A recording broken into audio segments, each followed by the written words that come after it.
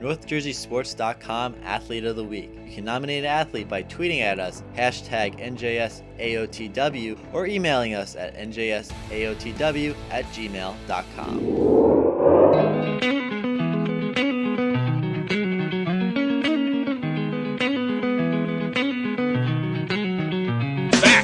The Monday Morning Quarterback, NorthJerseySports.com's original multimedia series, talking all things football across North Jersey.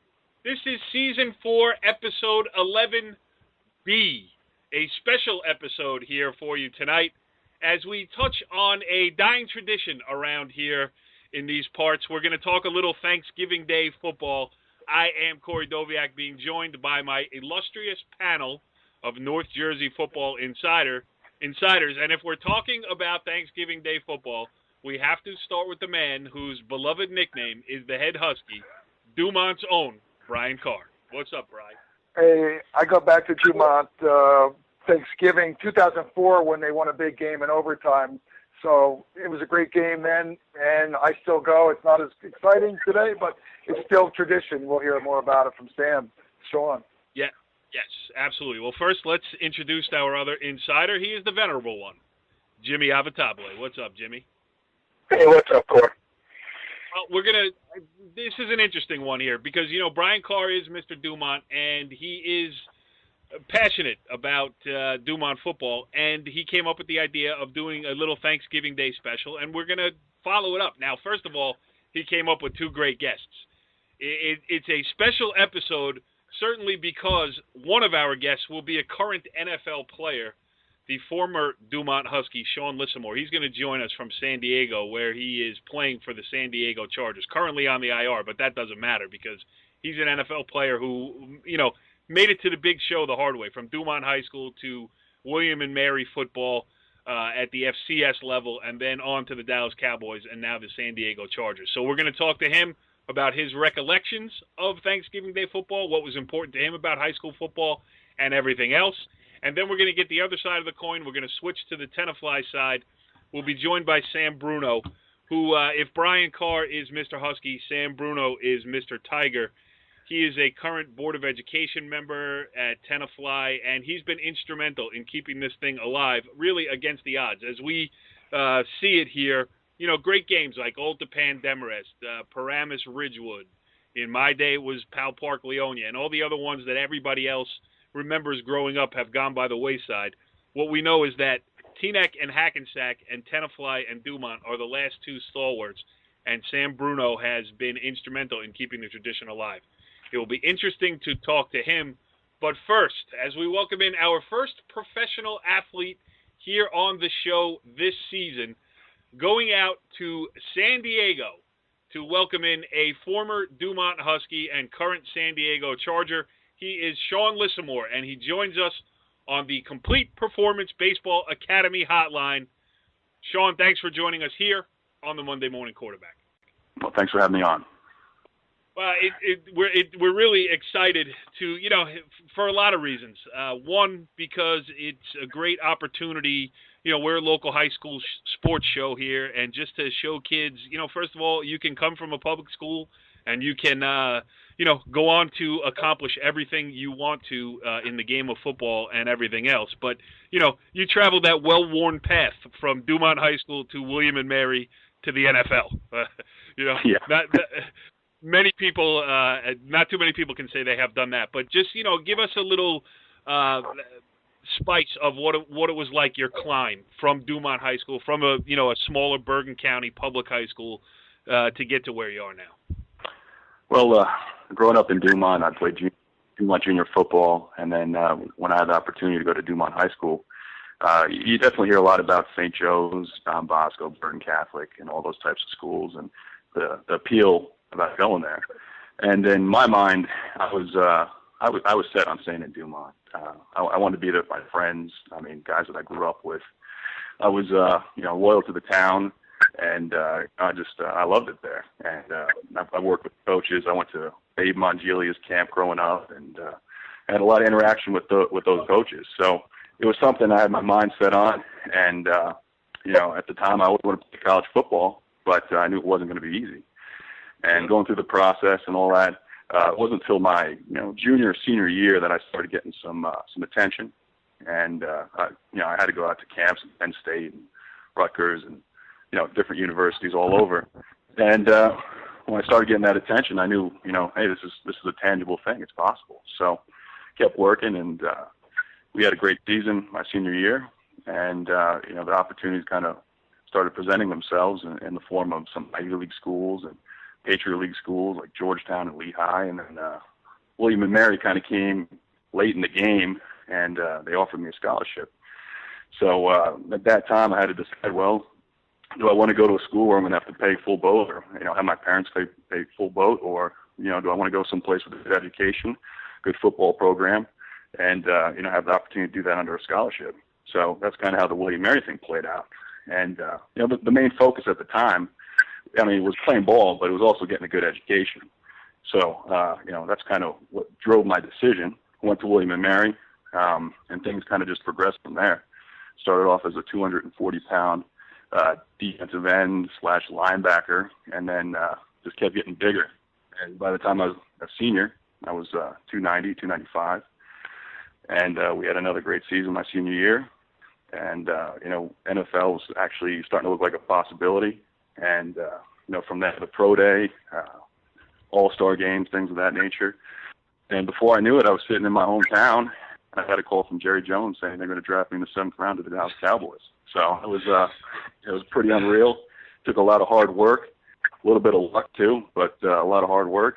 And, the rest is kind of history. So I went from the Cowboys for 3 years and got traded to the Chargers, and here I am. That's crazy. There's a zillion questions I could ask you, but I am not going to hold. I can't hold Brian Carr back any longer. He is our resident head Husky here, the Mr. Dumont himself. So, Brian, have at it. Well, hey, Sean, I don't know if Sean remembers, but I have a picture of you, Sean, when you were in, the Cub Scouts. I think you were in the same pack as my son. So, but not to go back that far, but I remember other times. Sean, the creepy portion of our show. No, stop it. No, but then we got to move on. I'm just going back in time. I remember, though, the days. I remember we were down, you were at a meet, and my son was on the team then, too, so that's why I was there. No, my son was on the team. But I remember you ran, the 200-yard dash. I think you threw the javelin. I know you threw the discus and the shot put.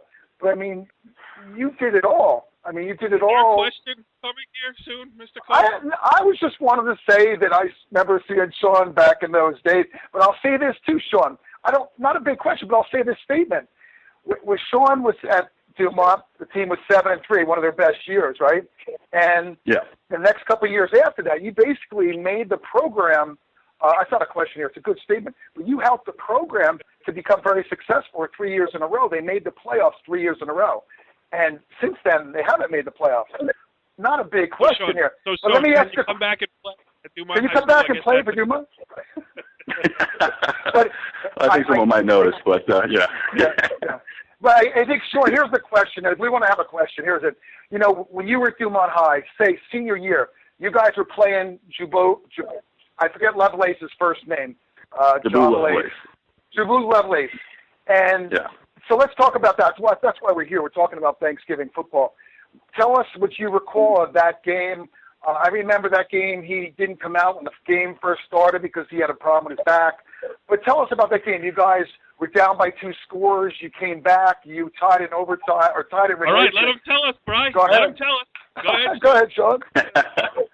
Well, I'll tell you what, we were pretty upset because we lost that playoff game, the week before, and we wanted to go on a high note. We knew Lovelace was a heck of a player. Tenafly was a good team. If I remember right, I think we had pretty much the exact same record, and it was going to be a heck of a game. And when people ask me, at my camp or wherever, what's my most memorable game of all time in 24 years of football, and I always say that Tenafly game. Because we were down 14-0 with, I think, 5 minutes left in the fourth quarter.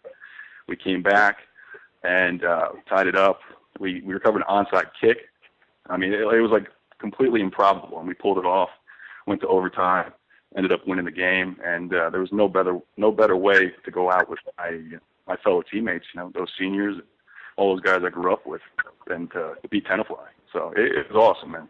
I'll never forget it. And like I said, it's the most memorable game in my entire career.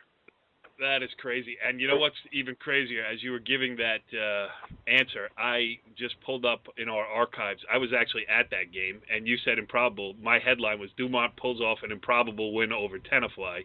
Yep. Dumont's Austin Kane had the 2 touchdown catches that tied the game in regulation. So Austin Kane with a mention here.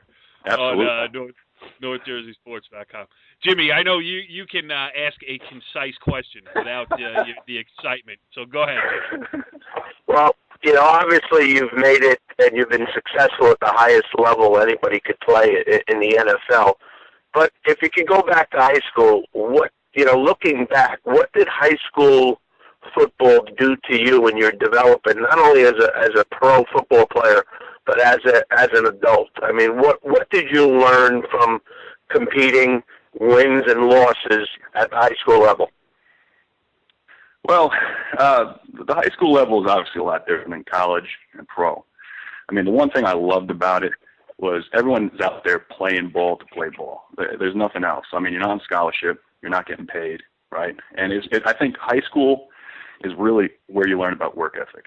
It's because you're not on the clock coming into the facility. No one's hanging a scholarship over your head, say, hey, you need to do this because we'll pull your scholarship. It's all on you. It's pride. Right? And I take a lot of pride in the fact that I'm from northern New Jersey. I've been all across the country. And it's one thing that I'll wear on my shoulder. I'm like, hey, I'm from northern New Jersey. We work hard. We're tough. And high school football definitely instilled that in me. I mean, I look back in the days like 2-a-days and just the grinds that we had. We were doing it because we wanted to, because we were proud, because we just loved each other. There was a close-knit bond between myself and those other seniors, those other players. And, we just got out there and we grinded. So that's kind of set the stage for college and for NFL. How close do you still pay attention to what's going on in the high school scene here? I mean, I know you're in San Diego and you got a lot of other things on your mind, but I'm just curious your thoughts, because since you left, in the past 10 years especially, the face of the game has changed drastically. I mean, we were just talking about it. There's 2 Thanksgiving Day games left that we know of in Bergen County. That's, Tenafly Dumont and Teaneck Hackensack. It's gotten to be a lot more, the parochial schools have taken a lot of the players from around. That's a big issue here. Numbers as far as participation are down. Have you stayed, close to it? And do you have any thoughts on, what it needs to do to, survive? Maybe not in its past form, but to, evolve and move forward. Yeah, it's something I've paid attention to. I know that our conference has changed a lot. I mean, I think the only 2 teams that we played, or that we played when I was there, is Westwood and Tenafly, Westwood, and then Cliffside Park. So that's 3 teams, right? Yep. And I know that there's issues with numbers. I know there's teams and schools combining to just field a team. And I know that there's a dominance of the parochial schools, and it's a tough thing. I mean, there's not really one finite answer to that whole situation, but it's something you don't like to see. When teams have trouble kind of fielding guys to come out there and play. But to answer your question, I follow Dumont. I run my camp in Dumont every year. I work with Coach Evans over there. And, I hope to see them succeed. And I know it's been a little bit of a tough year for them because of injuries and such. But, it's one of those things I definitely keep a close eye on because, that's my hometown. It's the town I grew up in. And, I had a lot of pride in Dumont High School. So. Yes. And what was his name? Brudamesso, your teammate. Right. Yeah, Andrew Brudamesso. Andrew Brudamesso, yeah. Andrew Brudamesso recovered the onside kick in that 2004 Thanksgiving Day game, and I have a quote here directly from him, from 12 years ago in the story they wrote. I had the 2 biggest guys on the team. I had Sean Lissimore and Andrew Nasuti next to me. I told them to just lay someone out, and I'm going to get that ball. So he said he said he just wanted you guys to do their job, and I jumped up and I grabbed it. So more trip down memory lane from you. Go ahead, Brian. Oh, hey, Sean. I know you just got the honor, received the NFL Service Award nominee. Tell us what that means to you, and maybe relate that back to your high school days, because you were involved with the Tomorrow's Children's, captains of Tomorrow's Children. Yeah, in the NFL, you got a lot of opportunities to give back to the community. One thing I take to heart specifically is helping with military and giving back to the military. And San Diego is a huge military town. So I've had the opportunity to get out there and spend a lot of time with the Navy. We've been with the Navy SEALs, the Marines over at Myanmar. We've done a lot of interesting things and had an opportunity to work alongside these guys and do some things and help them out. So they give an award out every year. It's called the Salute to Service Award, and it's to an NFL member that kind of represents that commitment to military service and in the community. So I'm very proud to be nominated for that award.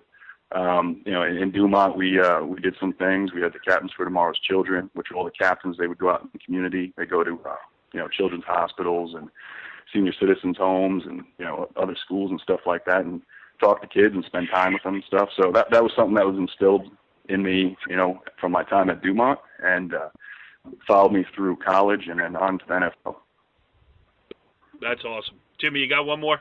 Then obviously, Sean, you mentioned about playing in high school and playing because you loved it and being with your friends, and it almost seems in the last 5 to 10 years, and especially in North Jersey, the idea of playing for the scholarship, the pressure put on these kids today in high school by their parents to be the next superstar, and with the dreams of the NFL. Obviously, you being in the NFL, if you could just explain to these people a little bit, the odds of the average high school kid making it to the level that you're at. Well, I'll start off by saying, there's nothing wrong with a parent pushing their kid to get a scholarship and then wanting to do great things in college and, go on to the NFL.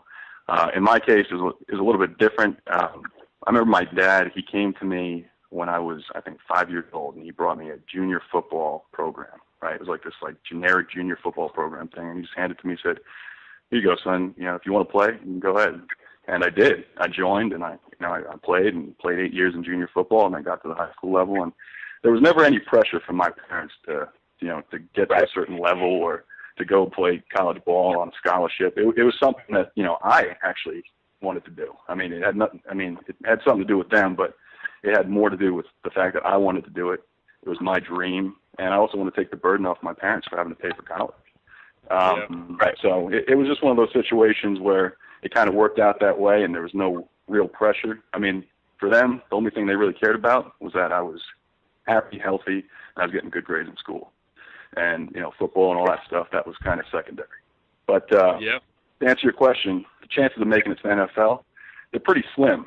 But I think one of the things people do is they look at the odds. It's like, 1% of college football players make it to the NFL, and whatever percentage of that from high school and all that. But I don't know, if you focus on the odds, it becomes intimidating. I never paid any attention to the odds. I kept working, and it worked out. So I feel like there's a lot of people that are so concerned about, the chances are so slim. Well, don't worry about that. Just stay in your lane, work hard, and things will work out the way they need to. So that has always been my approach. That's a great answer to that question, too. Hey, Sean, one last one real quick. Tell us about your first sack at MetLife Stadium or Giant Stadium. I forget which it was at the time. Didn't you have a big sack at MetLife, Giant Stadium, first one? Well, my first sack was actually against the Jacksonville Jaguars in Dallas. But that game, that was a big game. That was my first game that I was actually kind of like a rotational player. It was 2011, and it was versus the Jets, and that was the 10th anniversary of September 11th. And that was, and 9/11 is also my birthday. It was just a lot of things, being my home state for all that, and having that opportunity. So that was a really, important moment for me, having my family up in the stand and being in my home state playing the Jets is really a dream come true. And to honor 9/11 like that as well it was pretty rare and touching moment. So, but no, I didn't have that first sack at MetLife Stadium. It was versus Jacksonville Jaguars in Dallas. Right. But I know we Did had you- one at MetLife, too. Did you feel like it? How was that though experience? Like walking through that tunnel. I mean, all of us who grew up in this area, I remember playing a flag football game in a big, there was a big flag football league that I played in, and that was the first time I ever went to Giant Stadium. As the finals were there, and just walking through that tunnel, I can't even imagine what was going through your mind walking through that tunnel as a professional athlete getting paid to do it.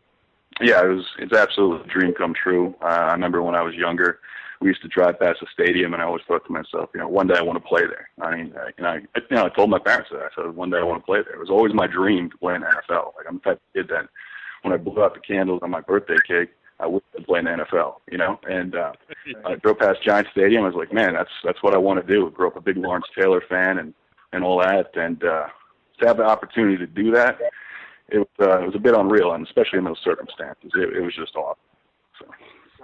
Yeah, and while you were driving by there as a kid, I was probably in the grandstand at the Meadowlands Racetrack betting my last $2 on $1 exacta box to 5-2. Sean Lissimore, the current San Diego Charger, the always North Jersey gridiron legend here. This was a fun trip down memory lane for us. And, yeah, listen, I know you got a lot on your plate, and I know you're busy, and for you to take the time out just to give the people back home here a little taste of what's going on in your life and what's led you to the point, the position that you're in. Thank you. Yeah, absolutely. Thank you for having me on. Yes, and it will only be, you have 364 days off, and then Brian Carr will be calling you to appear on next year's show.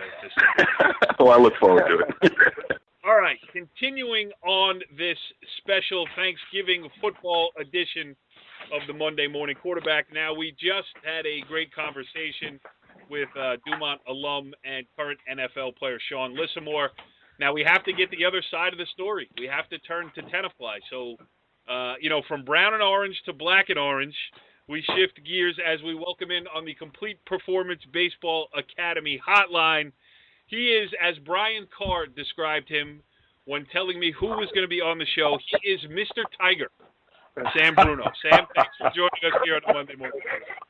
Well, greetings and thanks so much for the privilege of being on with you gentlemen.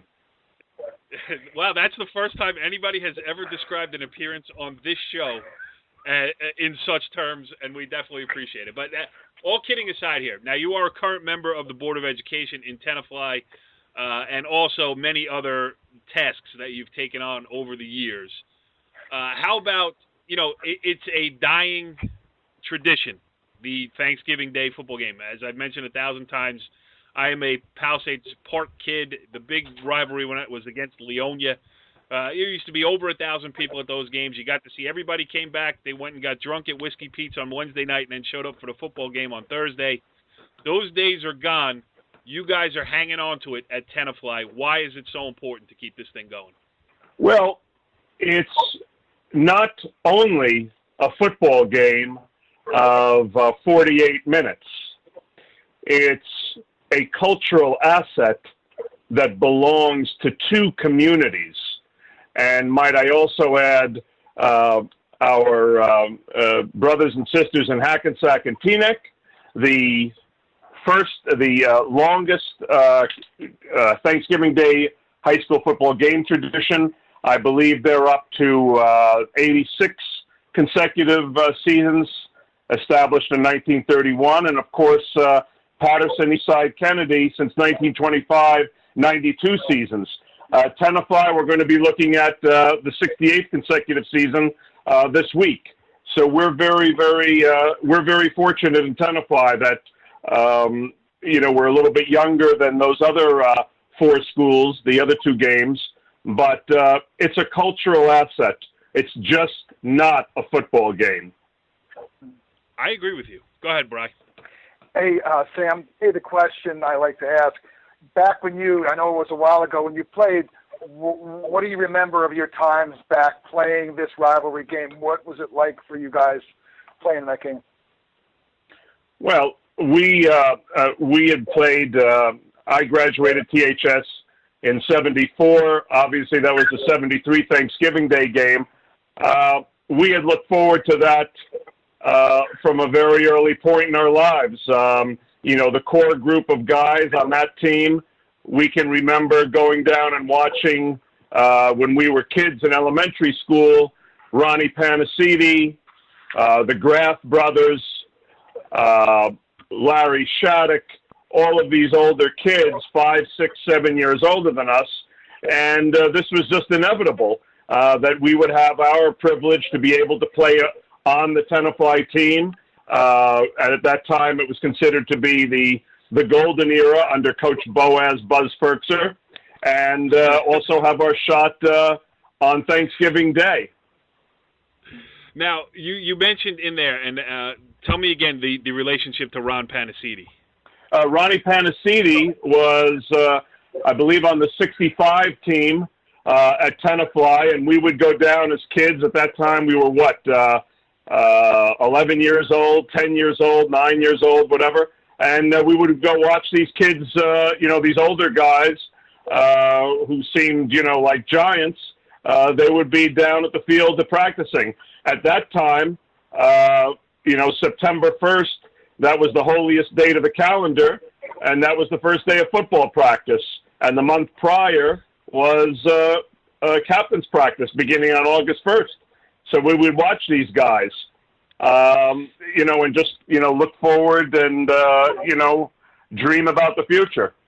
Yeah, well, the reason I ask you that is because Ron Panacidi was my second grade gym teacher at Palisades Park. He was a mountain of a man that I remember. And just this past June, I had the unbelievable pleasure of inducting him into the Palisades Park High School Athletic Hall of Fame. So you want to talk about good people and guys who have done it selflessly over however many years high school football has been played in Bergen County. Ron Panacidi's certainly at the top of the list. So Ron Panacidi, if there was a Mount Rushmore of iconic faces from Tenafly as a player and as a urban legend, or I should say a suburban legend, Ronnie would be on that Mount Rushmore of Tenafly football players.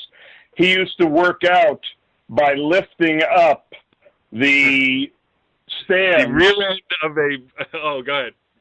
And, doing workouts with the stands with us kids on it. Now, obviously not the main section of the bleachers, but the little portable, the movable stands, which were obviously much smaller. And suburban legend in Tenafly has it that he used to be working out with manhole covers.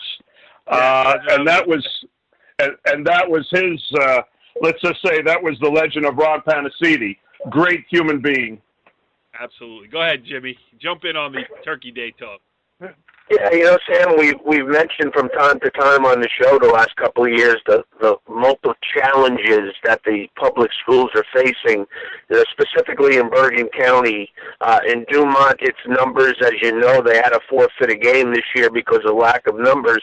And in Tenafly, it appears to be, a demographic change with the type of student in the school. How difficult has it been from both sides to keep this Thanksgiving rivalry alive? From the internally within the communities, it hasn't been difficult. Obviously, numbers in terms of kids, being out for the team, that's hurt both towns significantly. That can be traced to the demographic in terms of participation rates in pre-high school recreation leagues that flow right up through high school. But the response from the communities, old-timers, middle-timers, people who didn't play high school football for either town, the game is a focal point for the communities. It serves as an unofficial annual reunion of each town, of each, let's say, whoever might be in town. That's where the focal point is.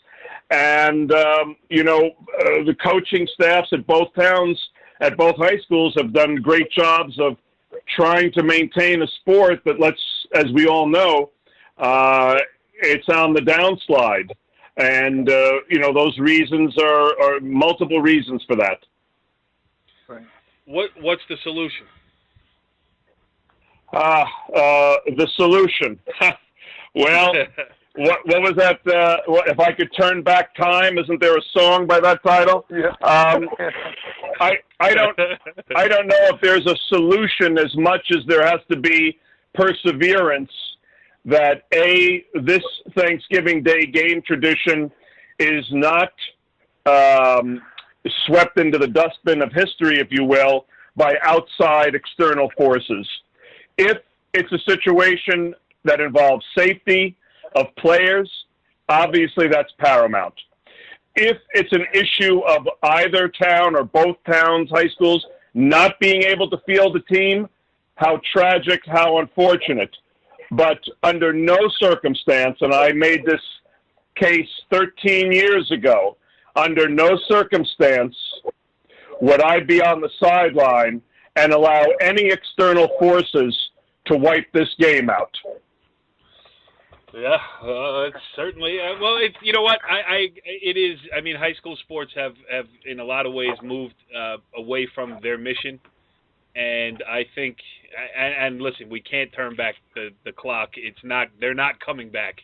But it is nice to hear that there will be one. As long as you have a say in it, there will be at least one. And it sounds like Tina Hackensack will go on for a while too. All right, Bri, hey, last one. What do you last got? Last one. Sam, Sam's always supporting and keep it going. So Sam, why don't you tell us what you guys are doing with the walk? You're going to walk up to the circle around the monument and then join some Dumont people, walk down to the game. You did it a couple of years ago. Tell us about that.